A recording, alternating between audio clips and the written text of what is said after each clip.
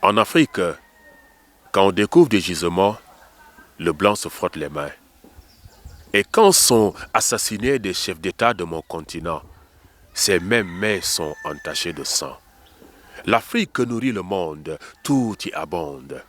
Tu peux venir sur nos terres, exploiter notre or et encourager la guerre, ne pas pleurer nos morts et je reste passif. Tu peux venir sur nos terres, exploiter notre uranium, ne pas nous donner le minimum et je reste passif. Ta liberté d'expression, c'est pour ceux qui sont dans ta direction. Je ne suis pas Charlie, moi, je suis Kadhafi. Obama et Sarkozy, on leur place à la CPI. À mon plus bas âge, j'ai fait connaissance de cet adage qui dit que celui qui voit la mode, rien que la mode est un sot. Aujourd'hui, nombreux sont ces sots qui se croient intelligents parce qu'ils s'expriment avec leur argent. Le jeune qui prend Yeri comme référence, ne t'attends pas qu'il se vexe devant cette perte de valeur. Nos valeurs sûres sont tuées au détriment de ces enfants de Satan. Si t'es pas Satan, ton comportement Satan vers Satan s'entend cette odeur fade de la pourriture. Qu'est-ce que tu veux que je te dise? Qu'est-ce que tu veux que je te dise? Quand la population n'est pas d'accord avec cette décision, qu'est-ce que tu veux que je te dise? Si 99% de ma population est contre l'homosexualité et qu'il ne peut pas avoir cette loi de la dignité, nos dirigeants nous ont menti. Biden, I don't need your visa. Fuck your green card. I'm proud to be African. Let my country live himself. Prenez vos avions. Laissez-nous avec notre zircon. Prenez vos satellites. Laissez-nous avec nos rites. Prenez vos avions. Laissez-nous avec notre or. Prenez votre homosexualité. Laissez-nous avec notre dignité. Chaque peuple a le droit de mener sa vie comme bon le semble. Pourquoi veux-tu que je te ressemble, Slam? Didier Keman, bonjour. Vous êtes valoriste indépendant.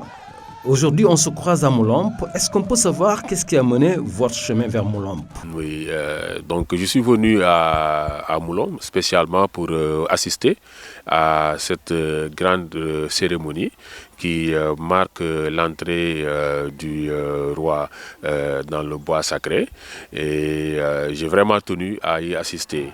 Hein, nous avons été invités, effectivement, notamment par notre oncle Patrick, que je salue au passage. Bon, cette venue n'est pas la première, hein, parce que chaque année, nous avons l'habitude de venir au sud pour organiser des conférences qui tournent autour des idéaux, des œuvres de Cheikh Anta Diop. Donc, c'est durant ces activités qu'on était venu ici pour rendre visite au roi et on a été très très bien accueillis et depuis lors nous avons maintenu cette relation. Donc c'est la raison principale de ma venue ici au niveau de Moulombe. En tant que slameur, est-ce que de telles activités peuvent être source d'inspiration pour votre métier? Oui, effectivement, moi je suis slameur, je suis aussi traditionnaliste, hein, je suis un kémite parce que j'ai décidé de suivre le noble chemin qu'a tracé mes ancêtres et je considère que l'ancêtre d'aucun peuple est meilleur que mes ancêtres et comme nous l'a enseigné Cheikh Anta Diop, tout ce qui a été aujourd'hui créé en matière de religion, la base c'est nous, le peuple africain et qu'au niveau de l'Égypte antique, vraiment, c'était le premier peuple qui était monothéiste. Donc nous n'avions aucun peuple en matière de croyance, en matière de spiritualité. Donc raison pour laquelle j'ai décidé de suivre le noble chemin de mes ancêtres, comme l'a fait aussi notre ancêtre Ekunol Sambou, hein, que je salue au passage, que son cas soit vivifié et que vraiment que ses œuvres, que tous les efforts qu'il a eu à fournir pour montrer le bon chemin à la jeunesse, que ces efforts puissent être vraiment très très très fertiles. Oui, vous êtes slameur, vous l'avez dit. Le slam au Sénégal, c'est un art bien ou mal connu selon vous? Oui, c'est un art qui est aujourd'hui très bien connu par la population. Aujourd'hui, beaucoup de slameurs font même des spectacles qui sont payants au niveau de Dakar et au niveau des autres régions. Et il faut noter que c'est un travail que nous, en tant que les pionniers, qu'on a eu à abattre. Parce que depuis, je veux dire, plus de 10 ans, nous sommes en train de faire du slam. Moi, je me rappelle qu'en 2011, j'étais toujours dans le mouvement Y en a marre. Quand je disais aux gars que lors de notre sitting, je veux faire un slam, même les rappeurs m'ont dit que c'est quoi le slam, il faut nous dire c'est quoi le slam. Donc j'étais obligé de les expliquer. Bon, ils m'ont dit d'accord, comme c'est de la poésie, tu peux le faire. Et c'était la première fois que je faisais ma prestation de slam. Et après, ça a été beaucoup apprécié parce que le message était fort, le message était percutant et on l'a fait dans un laps de temps. Et on a continué à travailler. Nous sommes allés dans les écoles, nous sommes allés rencontrer les jeunes. Nous avons organisé des ateliers d'écriture pour former les jeunes dans le slam. Donc aujourd'hui, quand nous voyons qu'un peu partout dans les régions, il y a des clubs de slam qui naissent, qui fonctionnent, c'est une fierté pour nous. Parce que quand on le faisait, les gens n'y croyaient pas. Mais nous savions pertinemment que ce que nous sommes en train de réaliser comme projet, c'est un projet qui va donner ses fruits. Et aujourd'hui, les fruits sont là. Même si nous, aujourd'hui, nous ne bénéficions pas de ces fruits, mais cette jeunesse qui est là est en train de bénéficier de ces fruits. Donc, je dis, il faut continuer comme ça à œuvrer pour l'intérêt général de notre continent et l'intérêt général du peuple sénégalais. Mais peut-on s'attendre justement à voir le slam porter l'identité africaine à travers l'utilisation de nos langues locales? Oui, effectivement. Le slam, c'est vrai que beaucoup de personnes ont connu le slam à travers notamment Grand Corps Malade, qui a été l'un des plus grands slameurs, les précurseurs du slam, je dirais, ça il faut le reconnaître. Donc, force est à ce que les gens puissent le suivre et essayer de l'imiter dans ce qu'il était en train de faire, c'est-à-dire faire du slam dans la langue de Molière. Mais au fur et à mesure que nous avançons, nous voyons qu'effectivement, nos langues sont très bien adaptées pour faire du slam. Il y a le vainqueur du concours national de slam, Mara, qui organise d'ailleurs même son concert à Sorano dans ce mois de décembre.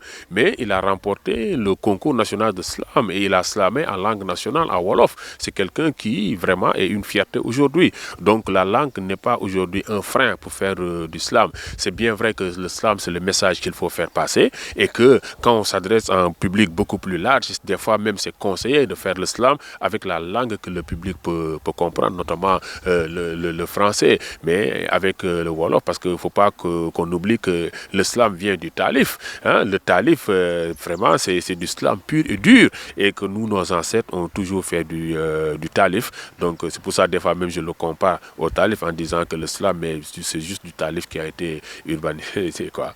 On vous connaît ancien membre du mouvement Y en a marre. Quel regard jetez-vous aujourd'hui sur l'activisme au Sénégal? Comment différencier le vrai activiste du faux, au point que vous-même vous réclamez aujourd'hui valoriste indépendant? C'est vrai qu'aujourd'hui, quand on parle d'activiste, c'est devenu un mot qui est courant. Chaque personne qui se lève, qui a sa connexion d'Internet, se qualifie comme étant un activiste. Bon, moi, je pense qu'un activiste, c'est quelqu'un qui participe activement déjà au développement de son pays, à éveiller les consciences, qui ne se positionne pas derrière telle ou telle personne, qui ne se positionne pas derrière telle ou telle structure. Un activiste est totalement indépendant. Un activiste doit dire la vérité, que ce soit à l'État, que ce soit même au peuple, que ce soit aux opposants. Mais dès lors qu'un activiste a une position par rapport à une personne, a une position par rapport à une structure, moi je pense que c'est un activiste intéressé. Et l'activiste doit être totalement désintéressé, doit être totalement indépendant. Raison pour laquelle récemment j'ai fait sortir un titre qui s'appelle Faux activiste et beaucoup de gens disaient que j'étais en train de clasher Kilifeu. Parce qu'effectivement, ce qui m'a poussé à faire sortir le son Faux activiste, c'est parce que j'ai vu que le groupe Kergui a fait sortir un titre en parlant de faux Alkati. Donc je dis, mais attendez, Kilifeu, tu es mal placé pour nous parler de faux parce que tu as été emprisonné pour faux et usage de faux. Nous savons que tu étais en train de vendre des passeports diplomatiques. Tu as fait la prison, tu as eu la chance d'être relaxé. Donc attends, tu es mal placé pour donner des conseils à ce peuple. Donc tu ferais mieux de la fermer pardonner et de purger ta peine, parce que c'est une peine qui a été vraiment purgée pour moi passivement, parce que aussi, à un certain moment, quand on fait l'erreur de commettre de tels actes, moi je pense qu'il faut être honnête, il faut être franc et surtout il faut avoir le courage de pouvoir accepter qu'on a fait les erreurs et savoir qu'on n'est plus un représentant légal de cette vérité, on n'est plus digne de représenter à un certain moment le peuple sénégalais, ce peuple sénégalais qui est toujours resté digne. Donc quand j'ai vu qu'il a fait sortir ce titre, je ne pouvais pas m'empêcher de faire sortir un autre titre qui était un contrepoids par rapport à ce qu'il était en train de faire. Donc c'est un titre qui a été fait avec beaucoup de difficultés parce que, bon, comme beaucoup de gens le savent, moi, le rap, c'est pas mon activité principale, c'est juste une passion pour moi, mais je travaille dans le milieu de l'industrie, je suis un chaudronnier, tuteur de formation et j'officie dans ce métier. Donc moi, c'est vrai que je nourris mon art, raison pour laquelle je suis totalement indépendant. Donc ça a été fait, on a fait sortir la vidéo, nous l'avons partagée et les gens ont vu le message qui était dedans. Donc hormis cette réponse à Kilifeu, donc je m'adressais aussi à tous ces activistes qui essaient d'utiliser leur aura pour s'en mettre plein les poches, quoi. Parce que moi je me dis qu'on ne doit pas lutter pour se faire connaître et après encaisser de l'argent, mais nous devons lutter pour se faire connaître, d'accord, mais pour que notre message soit beaucoup plus perçu, pour que notre message soit beaucoup plus pertinent, parce que nous devons représenter un peuple. Nous ne devons jamais nous aligner à travers nos positionnements pour des intérêts personnels. Et moi, je l'ai toujours dénoncé et je continuerai à le dénoncer. Alors, parlons d'activisme et engagement politique. Apparemment, ça ne peut pas aller. Ah oui, je suis totalement contre ça. Je suis totalement contre parce que quand on parle de politique, on parle d'intérêt. Les politiciens, ils n'ont que des intérêts. Aujourd'hui, un politicien, quand il prend position par rapport à ses intérêts personnels, par rapport à ses intérêts de parti. Donc, quand un activiste dit être activiste et qu'il prend position dans un parti politique, moi, je me dis que ce n'est plus de l'activisme. C'est un politicien déguisé en activiste. Moi, je l'ai toujours dit à un certain moment. Par rapport, moi, j'aime bien être précis dans ce que je dis. Parce que moi, je suis comme l'aigle, moi, j'attaque en face, je dis à la personne, je t'attaque, je bats les ailes pour que tu puisses savoir, c'est à toi que je m'adresse. Je ne suis pas là en train de faire des pics. Je l'ai dit plusieurs fois sur le cas notamment de Guy Marius Sagna. Guy Marius Sagna, j'ai dit qu'il était beaucoup plus politicien qu'activiste. Mais comme il savait que l'activisme, c'était beaucoup plus facile à faire passer dans la population, parce que être politicien, on est mal vu, la population avait vomi les politiciens, il est venu avec cette image d'activiste. Mais au fin fond, nous savons que c'était quelqu'un qui était dans un parti politique. Aujourd'hui, c'est quelque chose qui est clair parce que dans le milieu de l'activisme, il est député. Nous disons bravo, il fait partie des meilleurs députés d'ailleurs. Je l'encourage dans ses positions qu'il a eu à prendre, mais aussi il a dit qu'il était activiste. Il ne faut pas qu'il puisse berner la population sénégalaise. C'est grâce à sa casquette d'activiste qu'il a pu aujourd'hui être député. Donc la casquette de politicien, il l'avait cachée. Donc il ne faudra pas qu'il trahisse la population sénégalaise. Quand je suis allé rendre visite à un de mes amis, qui est très proche de Karim Xrum Xax, mais effectivement, ce qui a plus fait mal à Karim, c'est que Guy n'ait même pas pris la peine d'aller le rendre visite en prison. Et pourtant, quand il était en prison, les gens partaient le rendre visite. Et que Guy n'ait pas fait une action, madame, comme on a l'habitude de le voir, pour réclamer sa libération, que ce soit une marche, que ce soit un sitting. Et pourtant, les gens l'ont fait pour lui. Donc, est-ce qu'aujourd'hui, il est en train de rendre la monnaie à la population, à tous ces gens qui ont toujours lutté pour qu'ils puissent être en liberté quand il était derrière les barreaux? Moi, je me dis non. Donc, a-t-il changé de fusil d'épaule ou pas? Là, l'avenir nous le dira. Saisissons la balle au rebond, justement. Nous avons également vu des rappeurs reçus par le président de la République. Est-ce que, selon vous, c'est une chose normale? En fait, c'est quelque chose pour moi qui est déplorable. Parce que je pense que la place, effectivement, du rappeur, c'est pas d'aller au palais pour essayer de caresser le président par le sens des poils. Ça a toujours été un combat dans la rue. Après, les gens vont dire, ah, mais les rappeurs aussi, ce sont des personnes, ils ont des familles, ils ont des trucs de ce genre. Mais je pense que notre société est très bien structurée. Mais ce qui les a amenés au palais, aujourd'hui, il y en a beaucoup qui, je m'excuse, entre guillemets, font la grande gueule en nous disant qu'ils sont partis pour faire des réclamations, pour demander la libération de Karim Xrum Xax, pour demander à ce que les fonds de culture urbaine soient augmentés. Mais est-ce qu'ils l'ont fait? avant d'aller au palais. Non, beaucoup ne l'ont pas fait. Donc aujourd'hui, ils sont en train de maquiller leur visite au niveau du palais en disant que c'était pour les intérêts de la population. Mais en réalité, ce sont des gens qui ont été engagés, ce sont des mercenaires, ce sont des gens qui ont été engagés par Tafa de Dabrens parce qu'il a eu un projet qui a été financé à hauteur de millions. Il y en a qui parlent de 200 millions ou bien plus que ça. Et il a engagé des rappeurs qui sont au niveau, lui, des rappeurs avec qui il a plus d'affinité. Parce qu'aujourd'hui, il faut qu'on se le dise, hein, la musique, c'est par affinité. C'est pas par talent, c'est pas par compétence. Les gens évoluent par affinité. Ils ont le financement, ils voient les gens, les artistes avec qui ils ont de l'affinité, et c'est avec eux qu'ils font leur deal. Donc c'est comme ça que ce deal s'est fait passer. Et dans le contrat qu'il a signé avec ces artistes, mais aller au palais faisait partie de ces contrats. C'est pour ça qu'il les a appelés, ils sont allés au palais. Donc aujourd'hui, ils ne peuvent pas nous dire qu'ils sont allés pour le peuple. Non, non, non, non. Ils sont allés pour leur poche, ils sont allés pour leurs intérêts personnels. Ils ont beau dire partout dans les médias qu'on a réclamé ceci, qu'on a réclamé cela. Mais on parle de fonds de culture urbaine. Ça a été mis en disposition depuis 2016 avec 300 millions. Moi, j'ai tiré la sonnette d'alarme. J'ai dit attention, le gouvernement est en train de vouloir acheter le rap parce qu'ils savent que c'est grâce au rap que le peuple sénégalais a été sauvé de ce parti politique qui est le PS. C'est grâce au rap que le peuple sénégalais a été sauvé de ce parti politique qui est le PDS. Donc, les gens ont appris et ils veulent amadouer le rap, mais je leur dis qu'ils ont faux.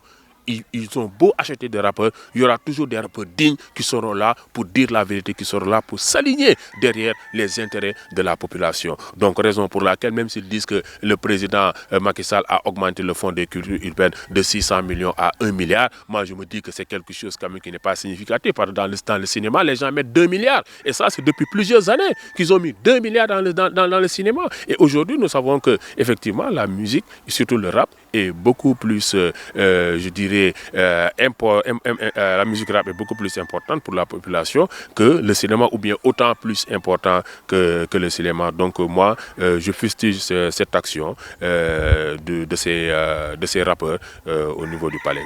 Mais au même moment également, il y a des rappeurs qui s'engagent aux côtés de l'opposition pour combattre le pouvoir. Est-ce que ça aussi, vous trouvez ça normal? Non, ça, moi je pense que j'ai toujours été contre ça.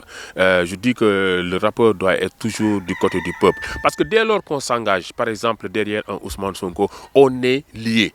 On ne pourra même plus prendre de position parce que même si ce politicien fait des erreurs, dès lors qu'on a montré son soutien, on est obligé de fermer les yeux sur ces erreurs. En ce moment, nous ne devenons plus véridiques, nous ne devenons plus un rappeur engagé, nous ne devenons plus un activiste. Donc aujourd'hui, je n'ai pas froid aux yeux de le dire, Nit Doff, c'est quelqu'un qui est un artiste de Pastef, nous tous nous le savons.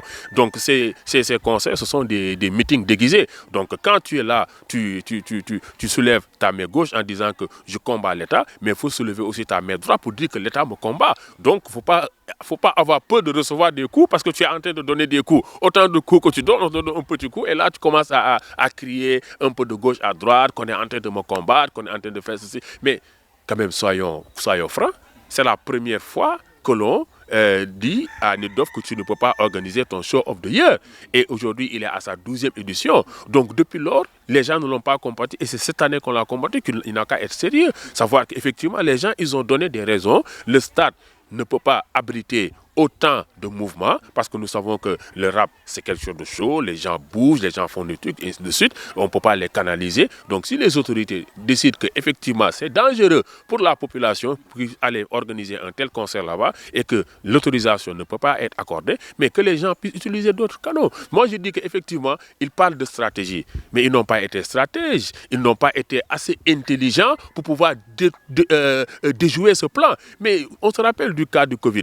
Il y a combien de concerts que les gens ont fait via l'Internet? Tu as encaissé ton argent, tu as vendu tes tickets. Il y a des médias qui étaient prêts pour venir couvrir. Mais pourquoi pas même l'organiser même dans un quartier ou dans un coin fermé avec les artistes que tu as invités et le faire en live sur Facebook, sur YouTube. Il ne peut pas avoir 80 000 personnes qui vont venir suivre son concert. Parce que le plus grand stade, c'est va prendre 80 000 personnes. Mais avec la magie de l'Internet, il pouvait avoir près de 500 000 à 1 million de personnes qui pourront suivre son concert. Son message va passer. Mais il a préféré pleurnicher, se victimiser. Pourquoi? Pour que les Sénégalais puissent après le faire encore par express. Tu encaisses au niveau de l'État, tu encaisses au niveau des Sénégalais. Finalement, ça devient de la duperie.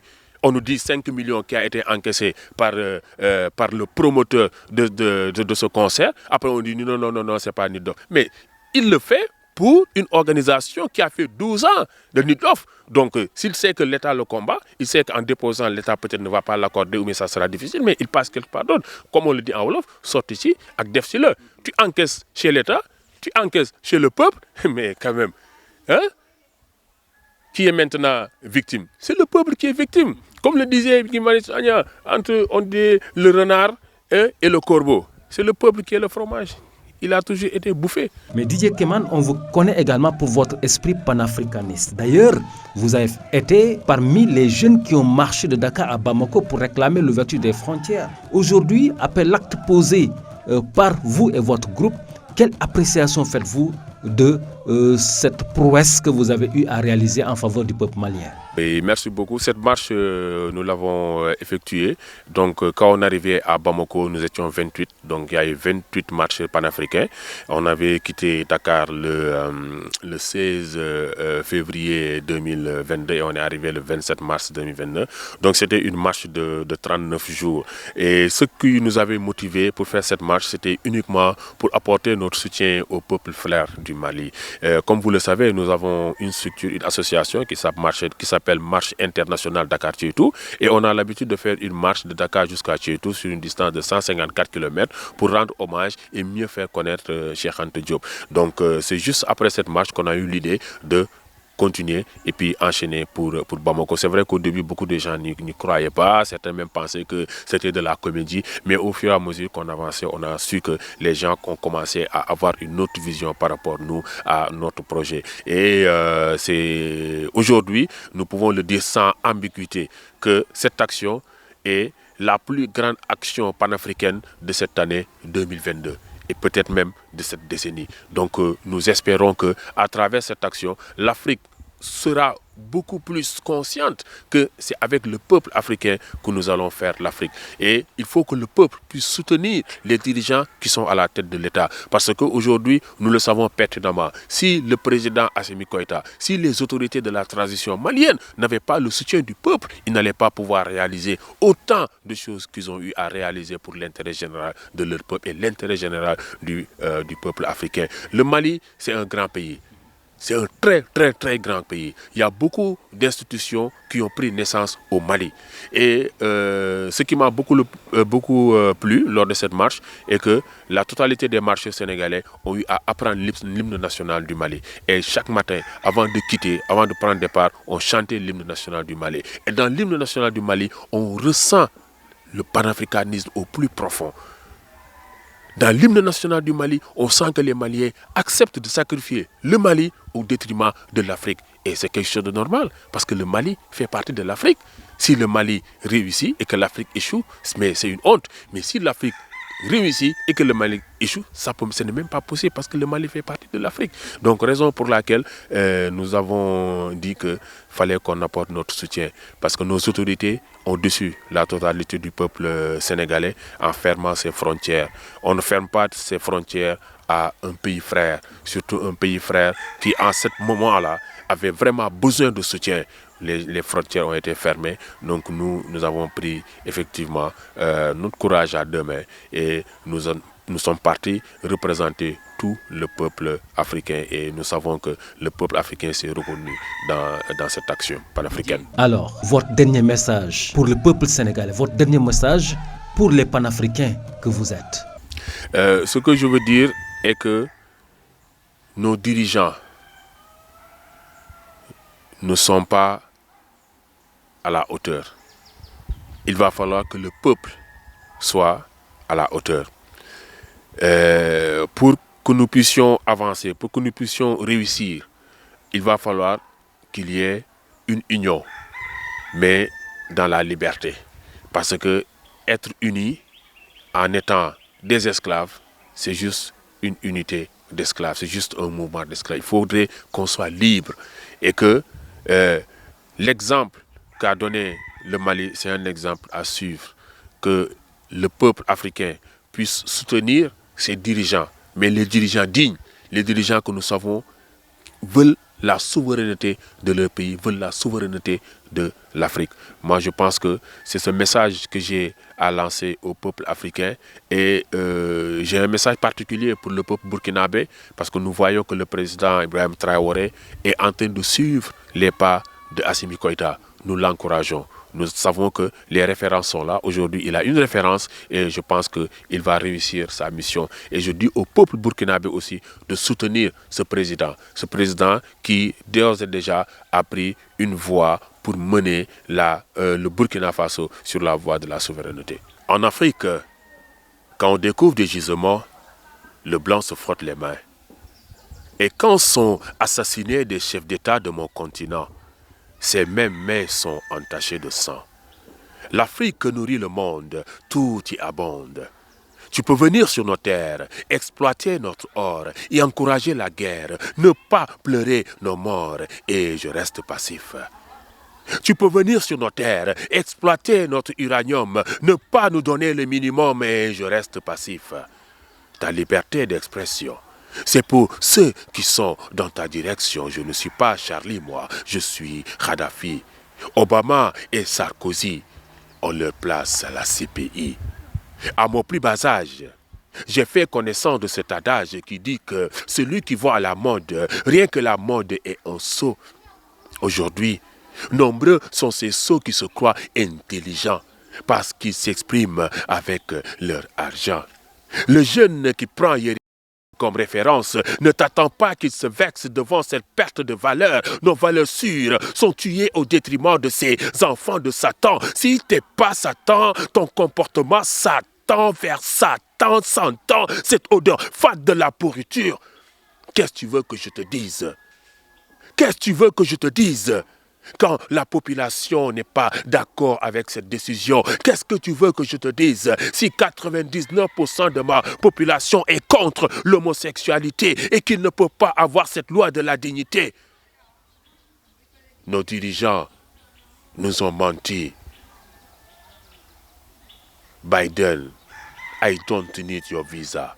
Fuck your green card. I'm proud to be African. Let my country live himself. Prenez vos avions. Laissez-nous avec notre zircon. Prenez vos satellites. Laissez-nous avec nos rites. Prenez vos avions. Laissez-nous avec notre or. Prenez votre homosexualité. Laissez-nous avec notre dignité. Chaque peuple a le droit de mener sa vie comme bon le semble. Pourquoi veux-tu que je te ressemble? Slam, DJ Keman pour Groupe Média Sud Otep.